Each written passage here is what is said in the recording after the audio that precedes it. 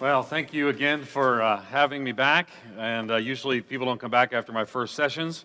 And so I was encouraged that you did. And thank you so much for the chance to fellowship and talk with some of you along the way. And I'm going to kind of change in the way that I'm communicating, and that I've actually just written out some things along the way that I've been assigned this topic, if I were an Anglican, and which is kind of a fun topic. And so it should be interesting. And I want you to know that some of which, what I'm going to say is you're not going to agree with theologically. We need to be friends. We'll leave as friends. But you know, some of which is I might challenge you in some areas that, because again, I'm not an Anglican for one thing, but in there, I want to speak to some issues where you may say, you know what, Ed, theologically, my understanding of Anglicanism says I can't do that, and what I would say is I'm going to look at some other ways that people have looked at it along the journey. And so again, don't think that in this talk that you need to go away and say, I agree with everything Ed said. Now, the last talk, you had to go away and say, I agree with everything Ed said. But this time you don't have to. There may be some things along the way that I might stretch you, but I think all you'll find to be within faithful, continuing traditions within the Anglican expression. And so I'll unpack some of these things along the way. And so, if I were an Anglican, is again, David gave me that talk, and it's just an odd. I've never been assigned that before. I've spoken to Lutherans and never said if I were a Lutheran. They often said, thankfully, you're not a Lutheran, and so. So it's more of a self-protection kind of thing for them. So let me share with you. I actually have several things. I have 7, but if I go along and I think of another one, I might pretend I had 8, and so just go along with that. But so let me share with you along the way some of those things. Here you go. Right, if you want to jot them down, you can. Feel free. Number one, the first thing is to be more like the global South.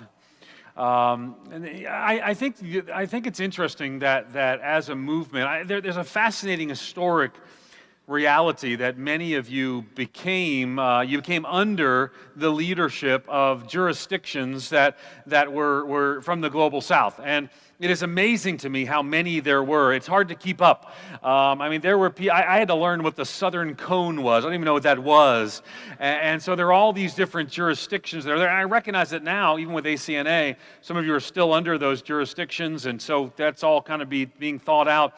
Well, my exhortation to you is to not make being under the global South, if you are under one of the jurisdictions, not all of you are, I understand that, but to not make that just something, well, while that gives us some theological and ecclesiastical covering, but I want to also ask you to consider having that to be a missiological focus.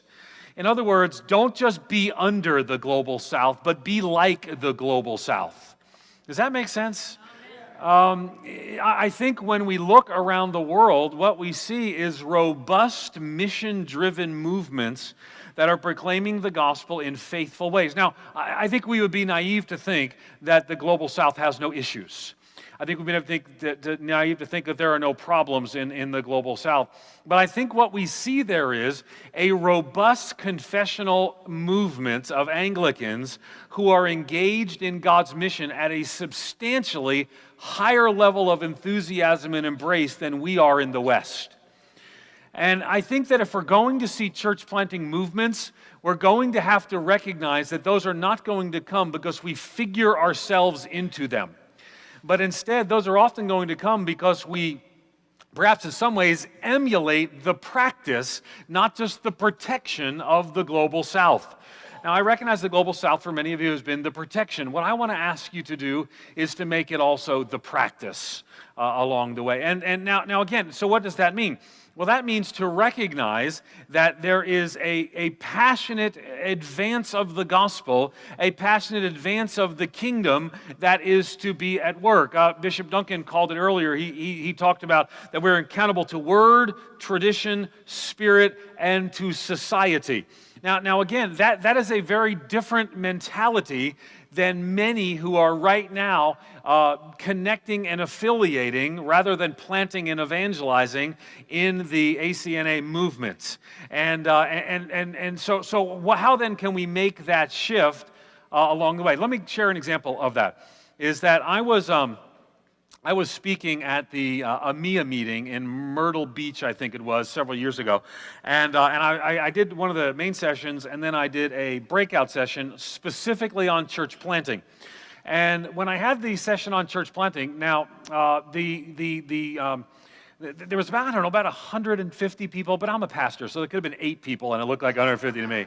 You know, I always round up by 100, and so I was leading this session on church planting, and as you know, and again, please forgive me if I get the letters and the jurisdictions and the primates wrong, but EMEA is under Rwanda, and so correct, right? All right, good.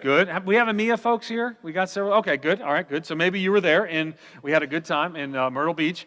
And so I was in this, you might have been in the breakout session I was doing on church planting, and I was explaining to the participants in my seminar the necessity. This was after I had preached to the assembled body.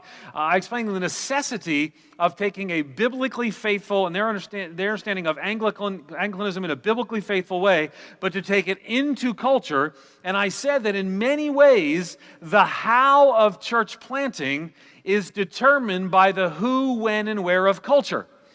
And in explaining that, I could see that there was a gentleman in the back corner over there who was very unhappy. He started shaking his head back and forth at me. And this is not the first time someone has shaken their head at me or wagged a finger, and I'm okay with that. And so I came to the Q&A, and he immediately stood up, and he said, you know, I don't agree with what you're saying. And I said, okay, great.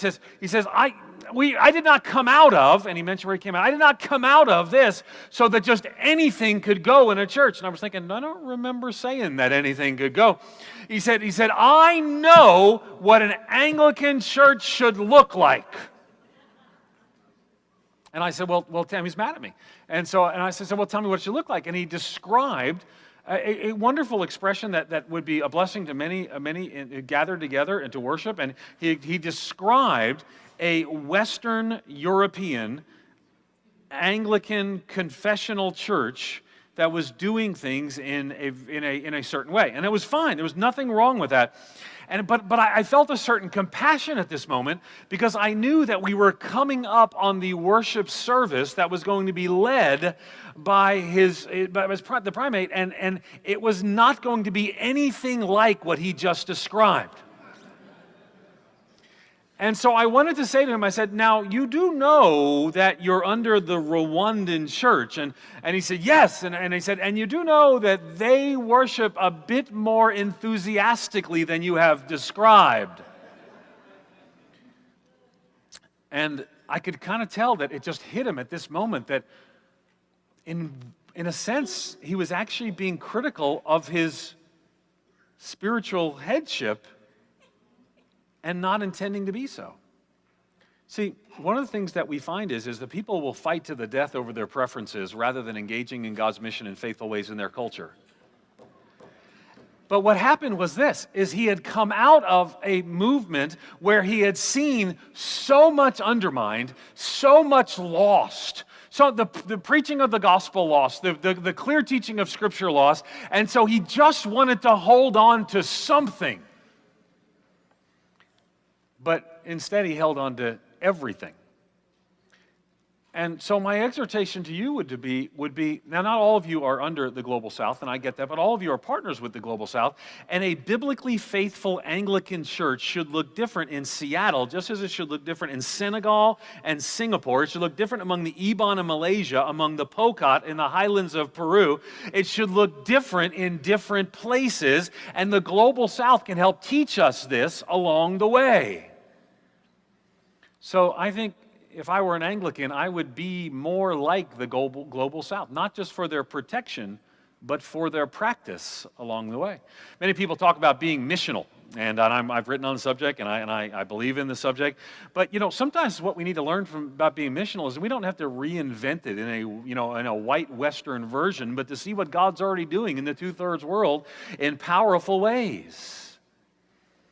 And so my exhortation to you would be more like the global south. And so what does that mean? That means passionately evangelistic. I mentioned that earlier. That means seeing the expansion of God's kingdom through church planting, seeing church planting as a tool for that gospel expansion, and recognizing that where we are will in many ways determine who and what we look like. Now this will be, some of you, and again I mentioned, you don't have to agree with everything I say, but let me challenge you if you're offended at this point, because some of you are, and I understand that. But I want to be your friend, and I want to challenge this.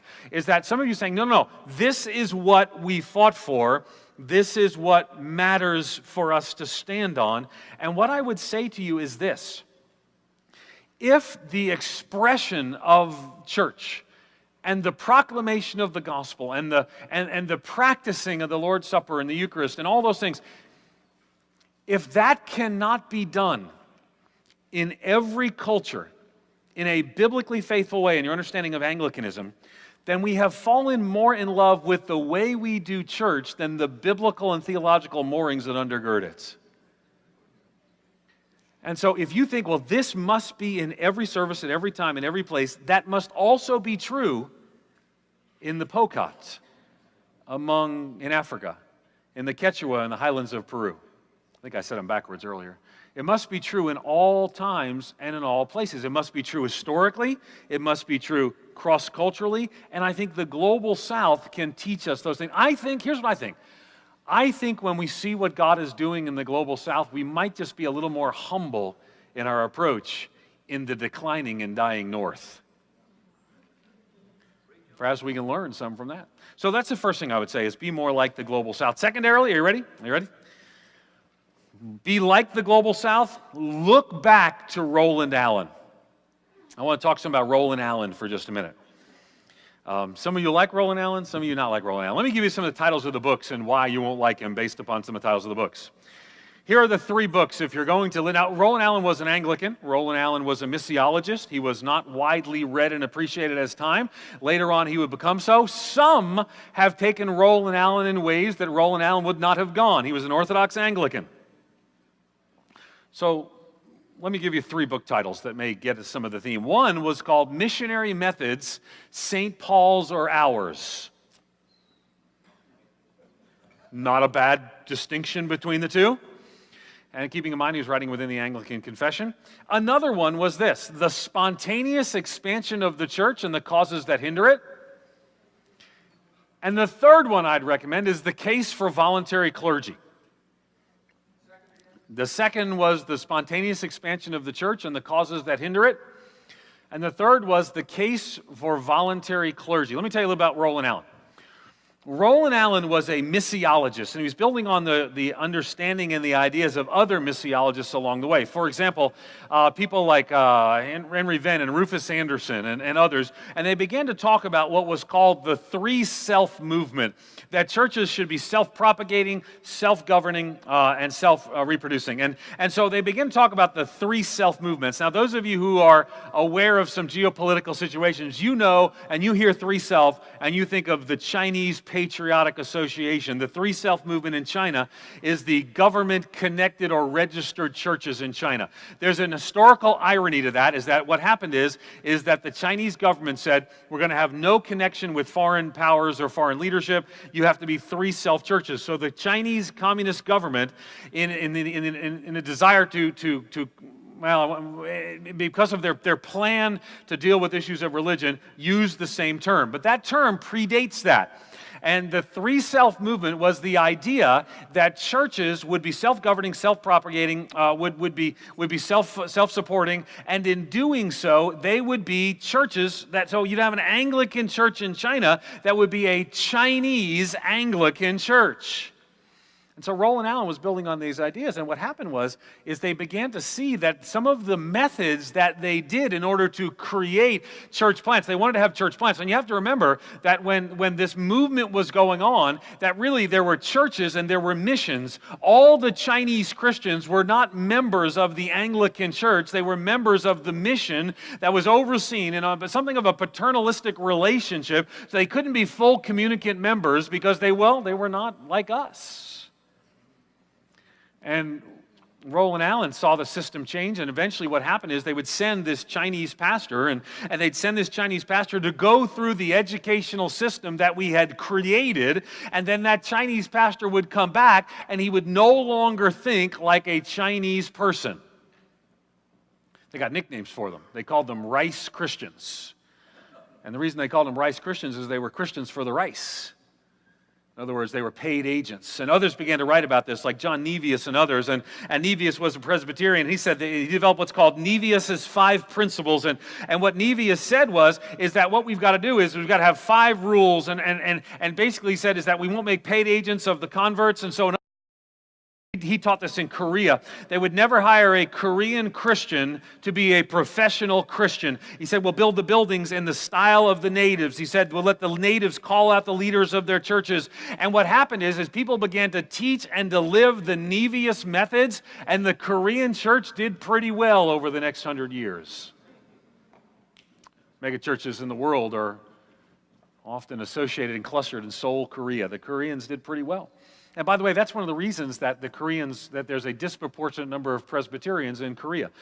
In 1910, the different groups in the world, including Anglicans, gathered together, and they divided up the world into different regions. And the Koreans got the Presbyterians got Korea, which at the time was not exactly a thriving mission field. The first one that went got killed, but what happened is they learned Nevius methods, and what they did is they learned missiological principles to plant churches, and they ended up seeing a remarkable move of God. And yes, they planted 1,000 churches in 5 years.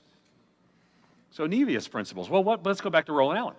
So Roland Allen, Nevius is sort of the Presbyterian version. Rufus Venn and Henry Venn and Rufus Anderson, or other just different tribes and traditions. But the leading missiologist in the Anglican tradition was Roland Allen, and he said this. He said, if we're going to plant churches, we got to plant churches.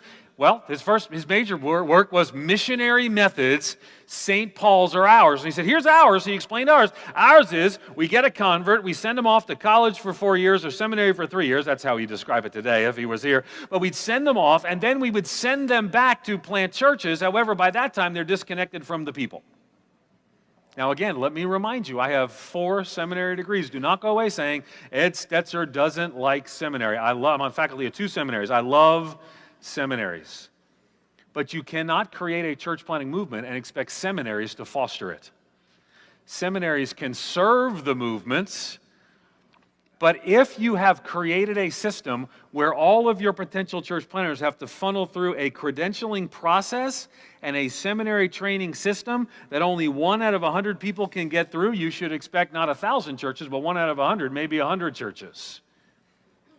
So then, what would Roland Allen say? Roland Allen would say, well, let's look at missionary methods. St. Paul's are ours. What Roland Allen would say is that what we need to do is to create, and later he would write in depth on it, a voluntary clergy. Now, this will be one of the issues where you will disagree with me, but I will tell you, if you want to plant 1,000 churches, you will find a way within your polity and your theological understanding to give somebody other than seminary-trained, credentialed clergy permission to plant churches. And if you do not find a way, you will not plant 1,000 churches in 5 years. Now, there are different ways you can do it. One way, someone gave me a sheet of paper. Something they're doing in Chicago is they're doing a lay catechist approach. A lay catechist is an Anglican layperson with the task of running a congregation and or starting a new congregation. I'm reading from the quote. The Upper Midwest adopted the term as employed in many in the expanding churches in Africa. Wait, there's point 1. Be more like the global South. A catechist functions as a lay pastor under the direct supervision of an ordained minister. A catechist may or may not have other jobs in the professional world. In other words, you could be full-time or you could be bivocational. If you're going to plant 1,000 churches, you're going to have to learn to love the word bivocational. Say it with me. Bivocational. That's not a bad thing. That's a good thing. Essentially, a catechist is a point person for a congregation. Now, I want you to know, I'm a low church evangelical. My polity is different. But let's talk about the distinctions between the two. Let's go back historically to the only time we saw a church planting movement break out on the soil that's in North America. I mentioned earlier, 1795 to 1810. 2 groups. Are you ready? Here were the 2 groups. Baptists. Now, Baptists have a low church polity. So pretty much anybody can be ordained. Baptists can ordain a house plant. I mean, you can just do it, and it's done. Okay? That's why whenever you're watching the news, and it says, this person who stole all money was an ordained Baptist minister, that means nothing, just so you know. Just it is what it is, all right? All right, so what the Baptists would do, and here's the deal. Once you hear this, okay, let it offend you right now. You need to learn from Baptists on this issue. Not now. Baptists now have the same clergy system. It's called the clergification of the movements. Okay? That's a Stetzer word. That's not a real word. But here's the deal. Baptists on the western frontier, 1795 to 1810, created a system where people were given permission to plant churches, and so they planted, the Methodists and Baptists, 3,000 of them. The Baptists and the Methodists actually had friendly competition about this, right? The Baptists used to make fun of the Methodists, and they'd say about Indiana. They'd say there's nothing but Methodists and crows in Indiana. And the Baptists would sing songs, the Methodists would sing songs. They'd say, we're starting to a day, about the number of churches they were planting when they marched by the Baptist church. But the Methodists couldn't do what the Baptists did. Let me tell you what the Baptists did.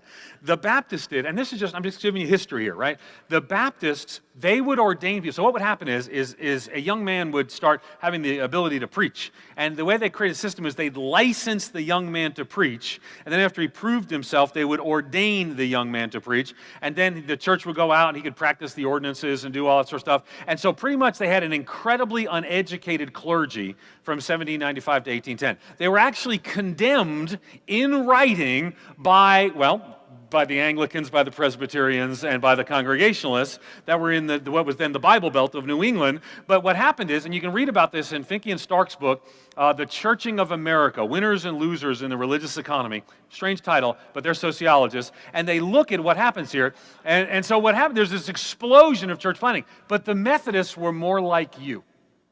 See, the Methodists believed that it required somebody who was ordained in order to exercise or to pronounce certain sacerdotal functions in the church. And so, but the Methodists and the Baptists did the same thing. All historians agree the Baptists and the Methodists did the same thing to plant those 3,000 churches. Here's what they did.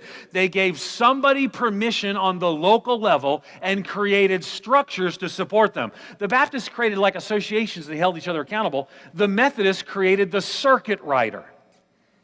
Because the circuit rider was necessary in the Methodist polity to actually practice the sacraments. And so what would happen is that would be a class leader. So the Baptists, William Warren Sweet, the famous historian, talked about the Baptist farmer preacher and the Methodist class leader. They were really the same function in the town where they lived.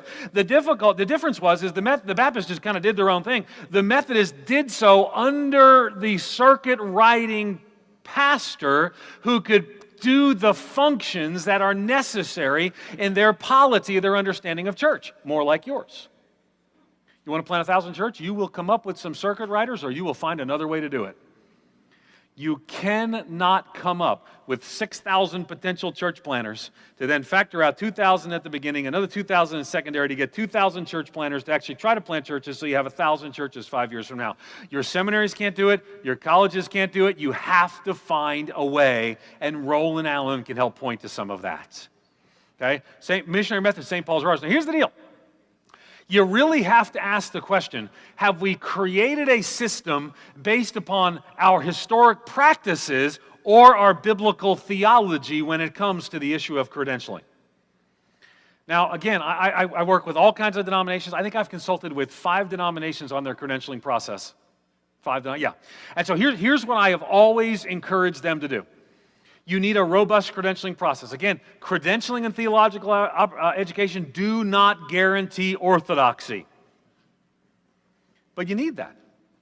And what I would say is that if you create an alternative credentialing track, which I think you need to have, you're going to find that many in the Latino community are going to go through that alternative credentialing track. You're going to find that many of immigrants who are going to come in, they're going to go through the alternative credentialing track. That alternative credentialing track needs to be in partnership, best in partnership with your theological institutions. But at the end of the day, what Roland Allen would say, remember, Anglican missiologist, he would say, missionary methods, St. Paul's or ours. St. Paul would come in and he'd raise them up and he'd appoint them in every town and then he'd go on to the next one, or ours. So therefore, he makes the case for voluntary clergy. Therefore, he talks about the spontaneous expansion of the church. I want you to hear this. Again, you don't have to agree with everything I say, but your polity should be a servant to your theology and your mission. Your polity should be a servant to your theology and to your mission. If you are going to plant 1,000 churches 5 years from now, you will look back and say, we created some structures that enabled people to plant churches and to do so in theologically orthodox ways. Now, if you were low church evangelicals, we've seen it before. For example, the vineyard movements I mentioned earlier.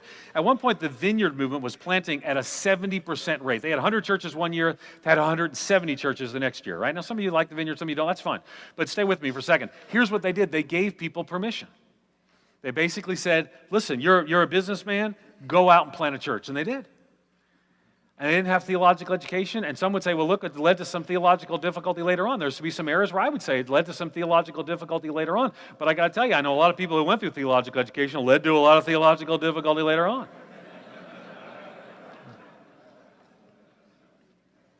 Number one, be more like the Global South. Number two, look back to Roland Allen. Number three, fight for converts, not over jurisdictions, prayer books, or other issues. I think this is going to be a big issue for you as a movement. Because you're always the third way, right? You're on the path. And so you see these hardcore of evangelicals, and they kind of turn you off and they turn off your people. And I get that. But what I would say to you is this, is that at the end of the day, what's going to unite you is going to be and I'm going to talk about this later, a confessional consensus and a missional passion. You have to be united in two ways, both in what you believe and in what you're doing. Both of those matter. Right? If you just say, well, get together to believe, then basically all we've got together is a group of people who basically don't believe what they believe, but we don't have any reason to do anything with what we believe. So this ultimately becomes what then becomes the focus. Well, here's the deal. The reality is the reason that that you have 1,600 acronyms. And by the way, you know what you need in Anglicanism is more TLAs, 3-letter acronyms. If you can just have more of those, I mean, you got 1 million of them.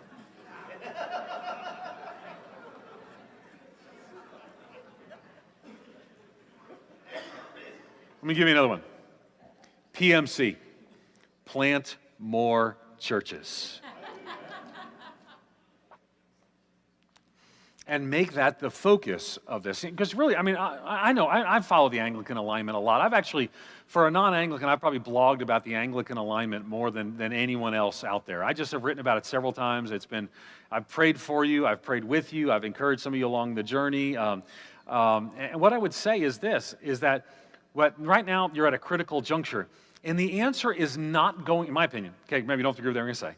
The answer is not going to be working out all the jurisdictional questions. The answer is going to be, can we get focused on the mission, do church planting, and then the structures will then form out of the mission that we're all focused on. But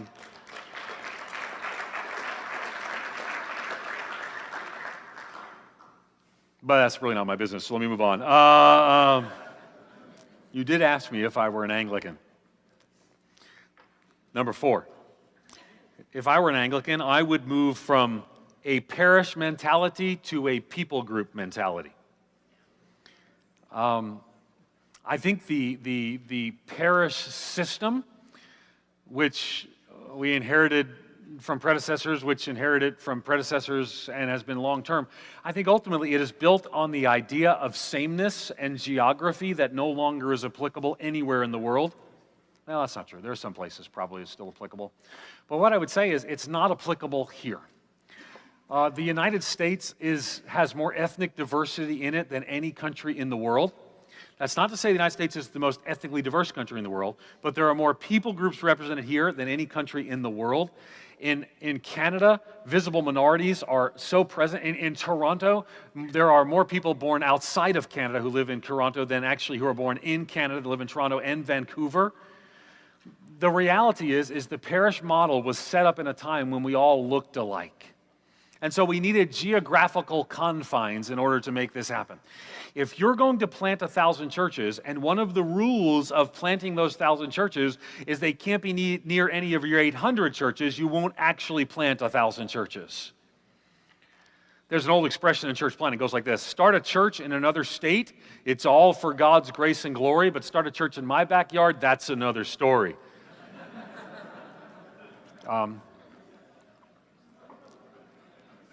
One of the things that you will find, if you put that on Twitter, make sure that you say, Ed was not saying that's a good saying as well. One of the things that you will find is you will find pockets of church planting that begin to expand.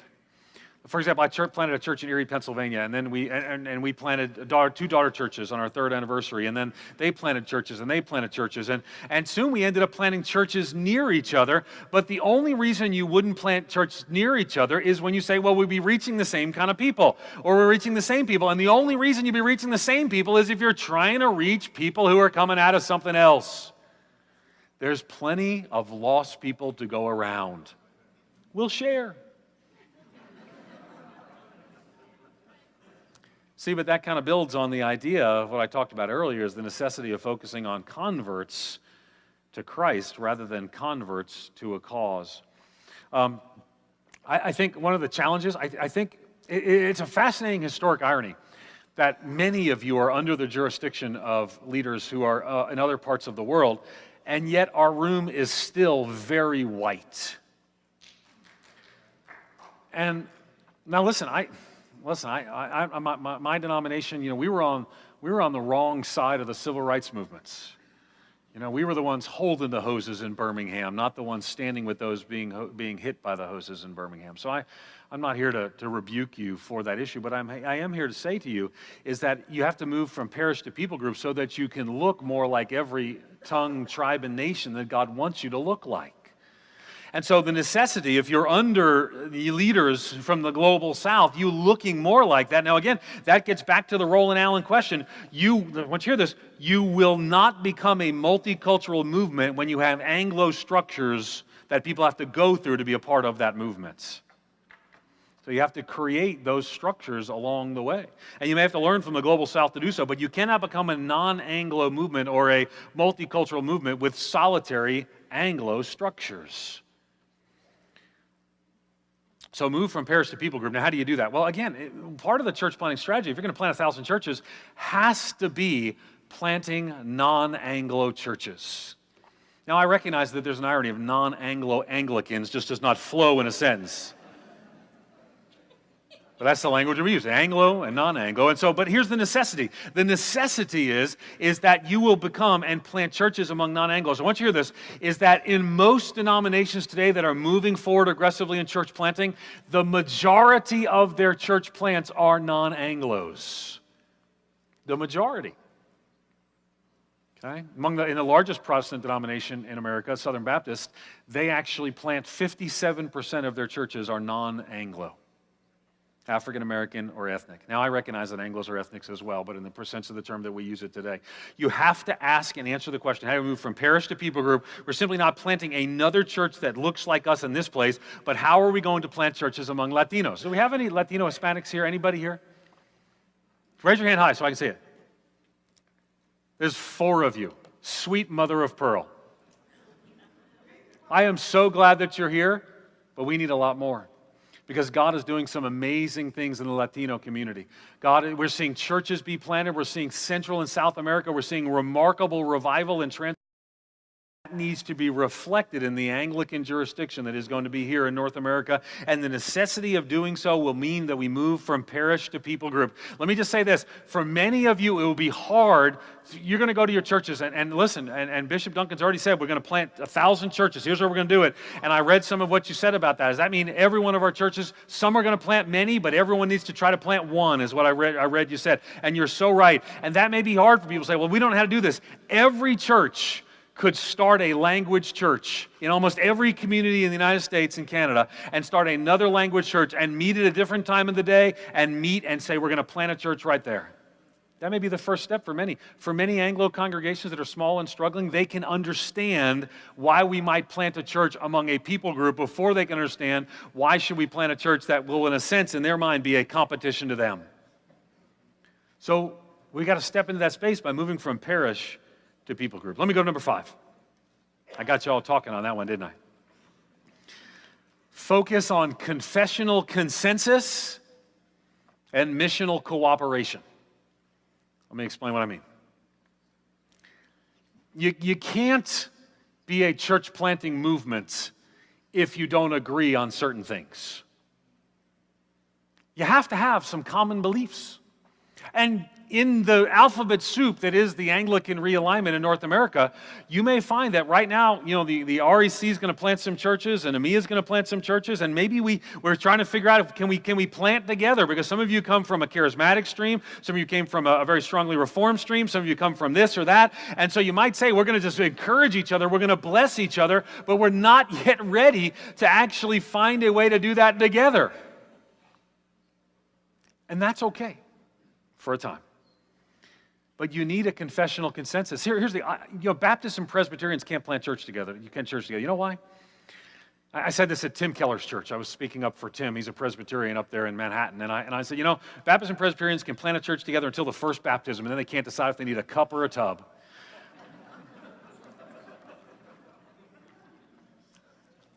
Church planting, of all the things that you do, it is church planting that requires the highest level of theological agreement.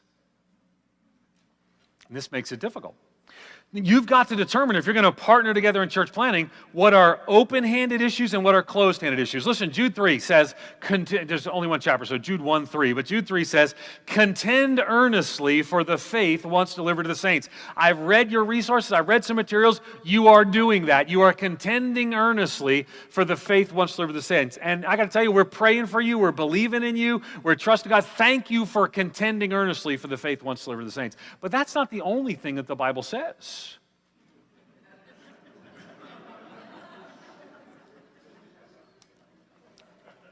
You've got to contend.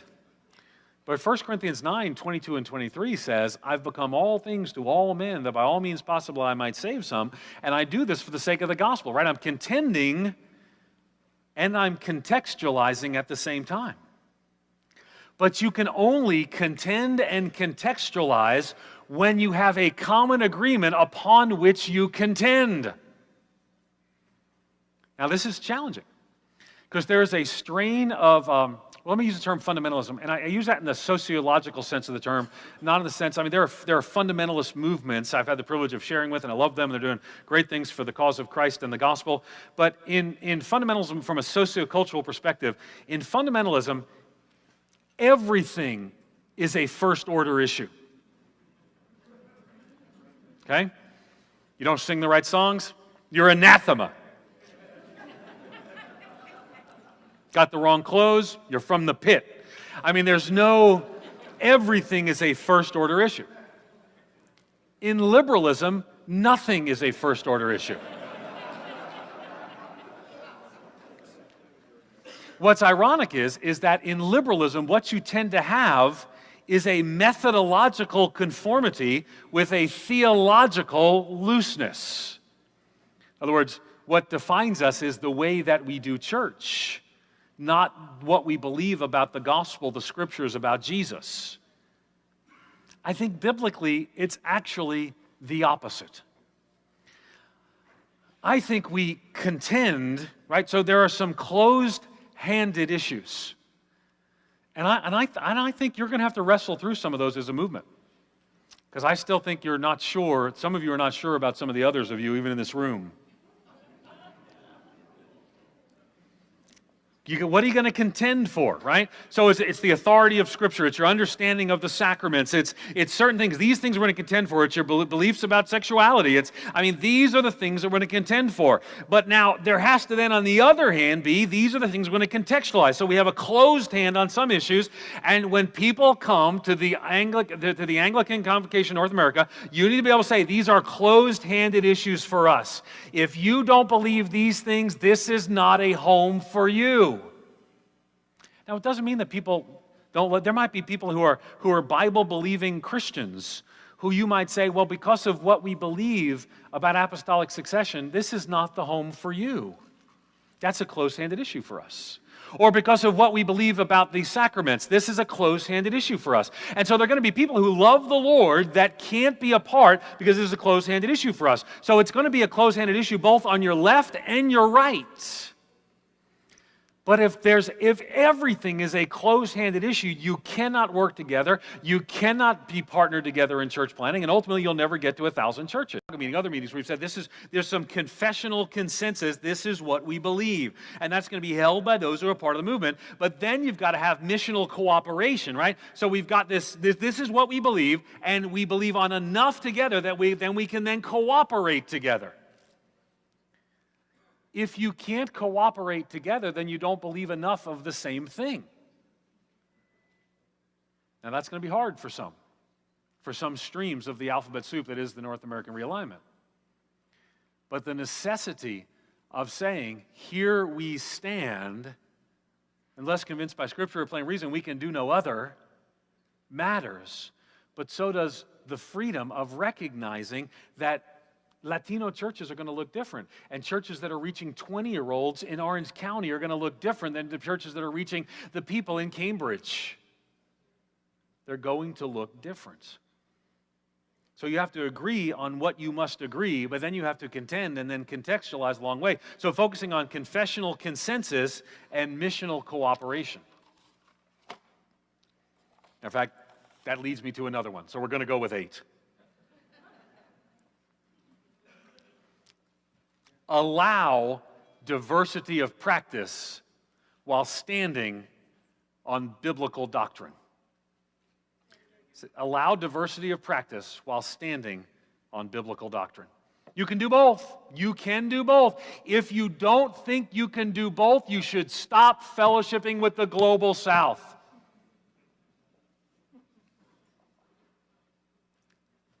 The irony is that often what we have forgotten is the necessity of contextualizing in different settings. And here's what I want you to do. I want you to be a place, if I were an Anglican, that's what I've been asked to speak on. I want you to be a place where people can plant churches that look different but believe the same. What you came from is from a world that looked the same and believed different. What I would say is you can believe the same, maybe not in everything. You have to determine what's that close-handed issue, but believe the same but look different, because if you do that, you'll have space for the entrepreneurs. And listen, I can tell movements that have space for the entrepreneurs. I've been with them. And often, I got to tell you, sometimes my own movement's not been the place for that. But I've been with some places that are, and sometimes mine is. And so the necessity, I don't want you to, please receive this in spirit offered. Don't lose your John Wesleys.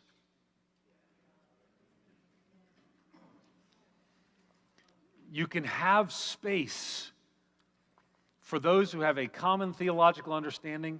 And again, you may not, but if that name gives you shivers, and if you're Reformed, it does. All I'm saying is, have room in there. Now, this may seem contradictory for what I want to say next. I forgot what number I'm 7. Don't become evangelicals. Now, wait a second. Ed, you've said that you're a low church evangelical. What do you mean? There is a fascinating movement right now across the evangelical spectrum. Do you, I don't even know, Bishop, do you call yourself evangelicals now? I mean, just generically, do you say we're evangelical when you speak of yourselves? Evangelical Catholic. Okay. Charismatic. Evangelical Catholic charismatic. Okay, fair enough. But you got them all in there, it's ECC. ECC is Evangelical Covenant Church, where I come from, and they're good people too. Here's what I would say. There is a tendency, because right now what you have is the 7 sisters of ecumenical denominations are just hemorrhaging. I mean, someone came up to me afterwards from one of the other 7 sisters and just said, we're just dying, and they are. And so the reality is people are seeing that as just this, not there.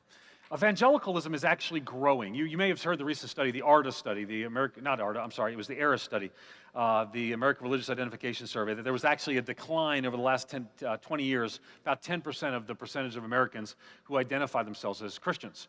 But during that time, evangelicals grew. Evangelicalism and particularly Pentecostalism are the only growing segments of American Christianity today. Pentecostalism, of the 25 faith groups, I wouldn't call them all denominations because there's a couple in there that would be Mormons and Jehovah's Witnesses would be among them. But of the 25 that would be historic Christian denominations in any sort, depending on however you read it, only 2 were growing. And that was the Assemblies of God and the Church of God, Cleveland, Tennessee. So 2 Pentecostal denominations. So what you have is you have evangelicals kind of growing, evangelicals holding a role, Pentecostals growing. But what's happened is there's a bit of a move, and I see it all over the place, to de-emphasize distinctives. Now, I need to say this to you in a way that's really odd because I don't share your distinctives. And so why in the world would we do this? I was standing at Seymour Chapel. Seymour Chapel is the chapel of the Assemblies of God Theological Seminary. Seymour and Parham were the 2 who went to Azusa Street that kind of birthed the Azusa Street movement that, depending upon who you ask, is the beginning of Pentecostalism. Some would say Topeka a few years before that, but beginning of Pentecostalism. And Pentecostalism, many of you have been influenced by the charismatic movement or the third wave movement. It's the fastest growing movement in the history of world Christianity. It grew faster than the early church. It's grown faster than the early church. It's the fastest growing movement in the history of world Christianity. So I'm standing in Seymour Chapel, and I'm speaking. I preached, and I afterwards was doing a Q&A with local pastors and, regional pastors and students. And one young man raised his hand and said, Dr. Stetzer, can't we just not worry about this? Why do we're Pentecostals, we're named after an obscure agrarian Jewish festival, which that was a funny phrase. He said, can't we just not worry about these things? And I said to him, I forget his name now. I said to him, Bob, I said, I understand that impulse, but one of the reasons you have grown and as you have grown is because you didn't say, it's all the same, it doesn't matter, but you said, we believe something unique and distinct that is worth spreading around the world. And so I actually encourage the Pentecostals to be Pentecostals, and I'm not a Pentecostal. They asked me to write an article in their enrichment journal. I'm like, I'm like so not a Pentecostal that if I said I encourage you to be Pentecostals, I could get in trouble with my friends. But ultimately, my own denominational tradition, I'm a Baptist.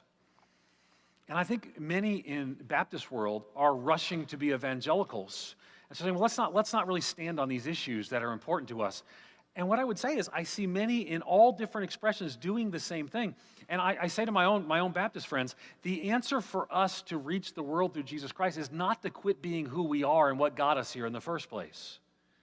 And what I would say is, even though I don't share your distinctives, is rushing into the milieu that is modern evangelicalism is not as appealing as I think some of you might see it. Evangelicalism is adrift in many ways. If you go back to the 50s and the 60s, it was actually parachurch organizations that spoke into evangelicalism about restoring orthodoxy. People, Carl Henry and others. Many of you would have been influenced by Carl Henry, have read some of his writings. But what you didn't know was his denominational affiliation. How many of you read Carl or know who Carl Henry is? Raise your hand for a second. A whole bunch of you. You know his denomination? Wasn't Presbyterian. Baptist. You didn't know. You know why? Because he was speaking into the broad evangelical, help restore and help bring evangelicalism to make it an intellectually consistent and coherent movement. Today, where we find orthodoxy is in denominational structures, and evangelicalism is really struggling. Listen, if right now, if evangelicals right now, here, let me tell you 3 people who are evangelicals, right? Are you ready? Here they are. Joel Osteen, Brian McLaren, and John MacArthur are all evangelicals. And the one guy I agree with is Matt all the time. And so,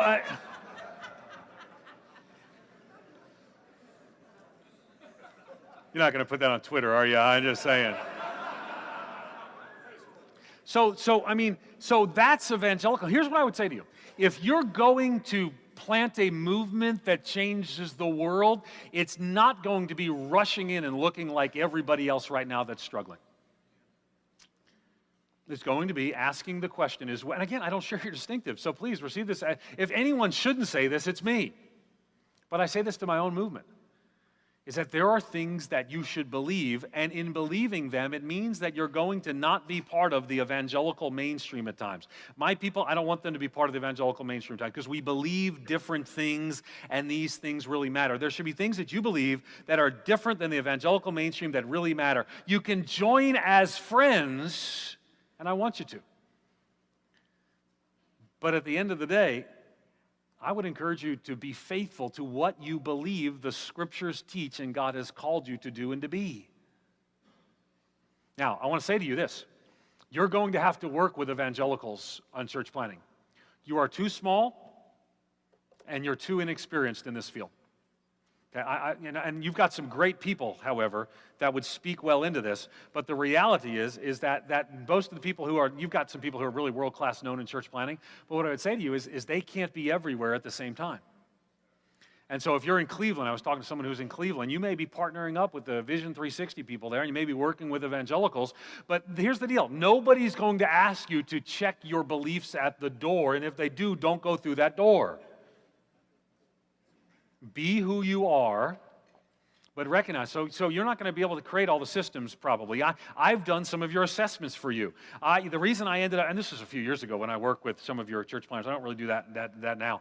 But the reason I did that, the reason I worked with some of your church planners along the way is because you didn't have enough people in the movement to do the coaching. And so you had to get some people outside of the movements to help to do the coaching. Now there'll come a time when you can get there. You're not there yet. And if you're going to ramp up to 1,000 in 5 years, you're going to need to tap in to the expertise of broad evangelicalism. But what I would say to you is do not in doing so miss what God has called you to do and to be if you genuinely believe it to be true. Okay? If you don't genuinely believe it to be true, I got sign-up cards in the back. But I really think that you believe it to be true, and as such, it should be held with you are. It should be part of your DNA. Your DNA shouldn't simply be church planting. If you're going to plant churches that plant a movement, it should be Anglican church planting. And that's coming from a non-Anglican. Finally, and I know you're thinking, please, no more, Stetzer. I want you to be willing to get dirty. Now, I'm not talking about theologically. Listen, I am a Bible-thumping fundamentalist. Listen, if there's someone to the right of me, I just move further right.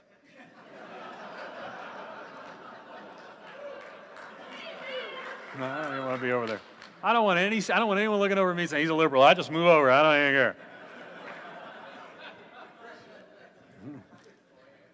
Hanging around you guys gets me in trouble with some of my friends. So I'm not talking about you abandoning your theological principles. Matter of fact, you'll hear that. It's like a siren song. You'll hear that. If you just didn't take a stand on this issue, then you'll plant more churches. And you know what? It's just not. Even if you believe it, it's just not historically accurate. Nobody believes that the answer to creating a church planting movement is to compromise your theological beliefs. It's ridiculous because it's never happened. Liberals don't plant churches.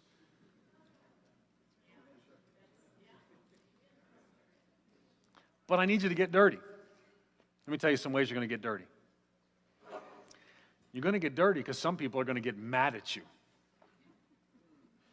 There are people who are going to be upset that you plant a church near them. It's going to get you dirty. By the way, one of the things they're going to say is they're going to say, why are you giving money to start a church when we're struggling with a dying church? You're going to hear it all the time. You're going to hear it all the time. Some of you might be that dying church right now. Listen, let me tell you. It's easier to birth a baby than it is to raise the dead.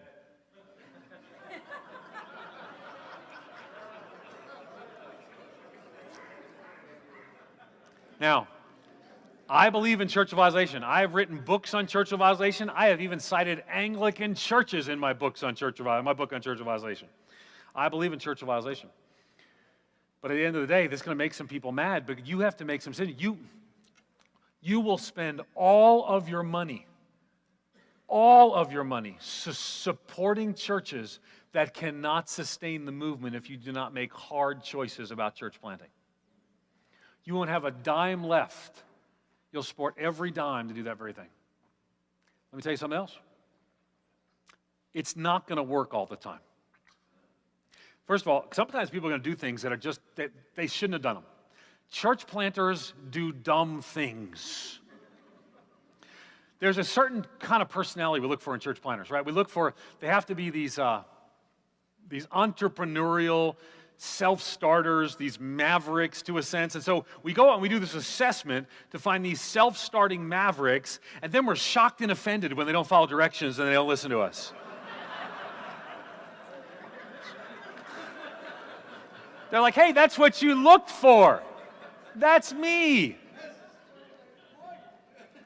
Don't lose your John Wesleys. Here's the deal. They will come, and they will try some new things. They will say, let's meet at a time and a place that's non-traditional. Some might say, let's meet in homes. Some might say, let's never leave the home. Let's never build sacred space. Let's, instead of expanding, let's multiply and create a house church movement of Anglican churches. And the more I talk about it, the more some of you begin to twitch. And you can take one of two approaches. Church planting movements create new life, and sometimes they create new life forms.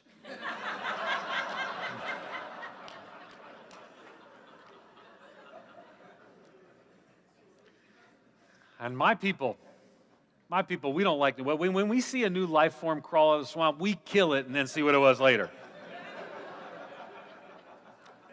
Don't do that. I can tell you about an Anglican house church movement right now in a country in Asia that I cannot speak of for fear of persecution that is doing remarkable things for the work in the kingdom of God. And I'm thankful that someone didn't see it and say, let's kill it before it gets started.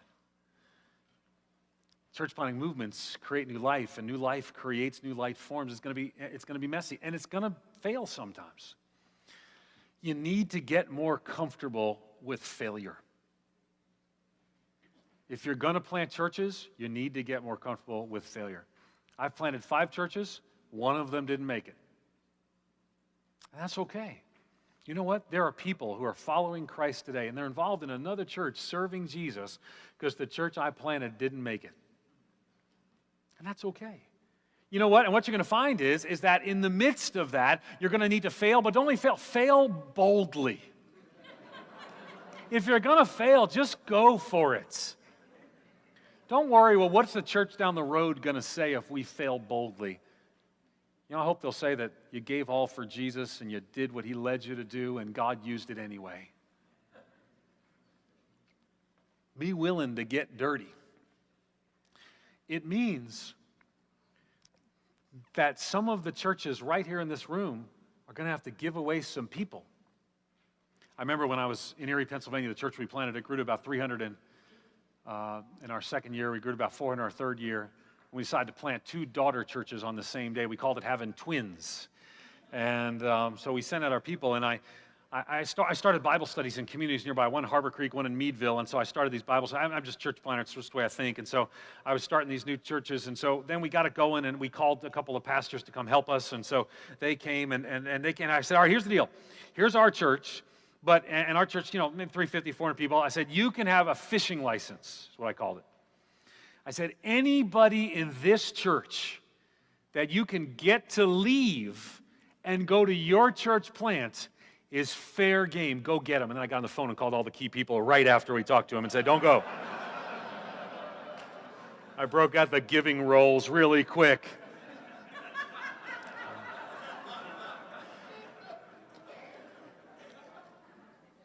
"20% of my church left. 20%. I was offended by some of them. I'm like, it led you to Jesus. You're not of Paul. You're not of Apollo. You're of me. You don't get to leave. God had to convict me of that attitude. I'm still dealing with it, you can tell. 20% of our church left. A whole worship team left. Givers, servers, workers. Our budget was impacted. And I got to tell you, we had some people in our church kind of freak out. They said, but we're just such a new church. How can we be doing this? We were running 400 at a time. They're like, we're such a new church. There was a study. It was a fake study, but I like quoting fake studies sometimes.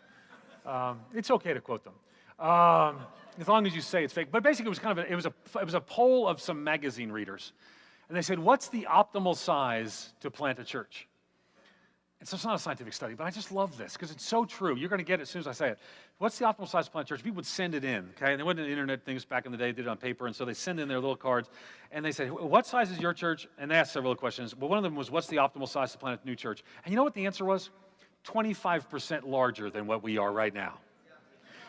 If it was 1,000, they said 1,250. If it was 100, it was 125. And if it was 10, if they had 12.5 people, it'd be time to plant a church.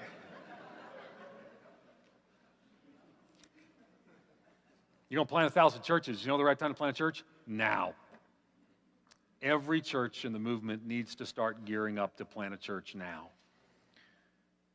And then to plant more than one along. You're going to get dirty, and some people aren't going to like it.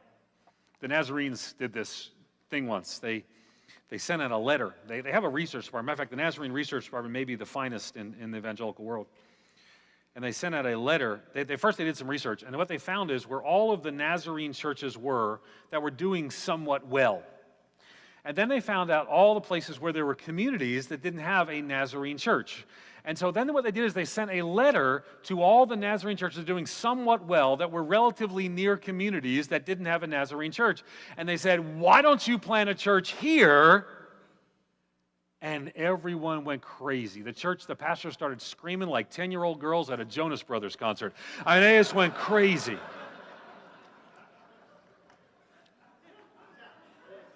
I have an 11-year-old girl, so that may not mean anything to you, but the Jonas Brothers are very important in my life right now.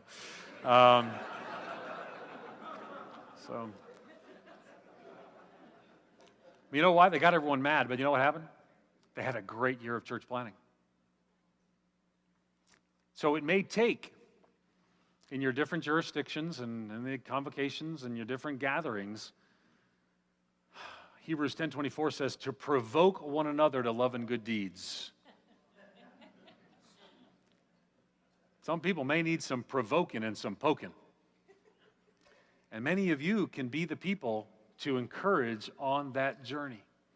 Now listen, one way you can do this when your church is involved. When your church is involved in church planting, you can then say to others, come join me and be involved. We're sacrificing, we're looking for you to be sacrificed, but every church in the movement has to be provoked. Now, not everyone will come along. Listen, one of the things you know this as well as I do, probably 30-40% of the churches in any denomination simply ignore the national denominational leadership. Now, you have the advantage that you actually have some authority over them, but the reality is there's still, so many are just not going to plant.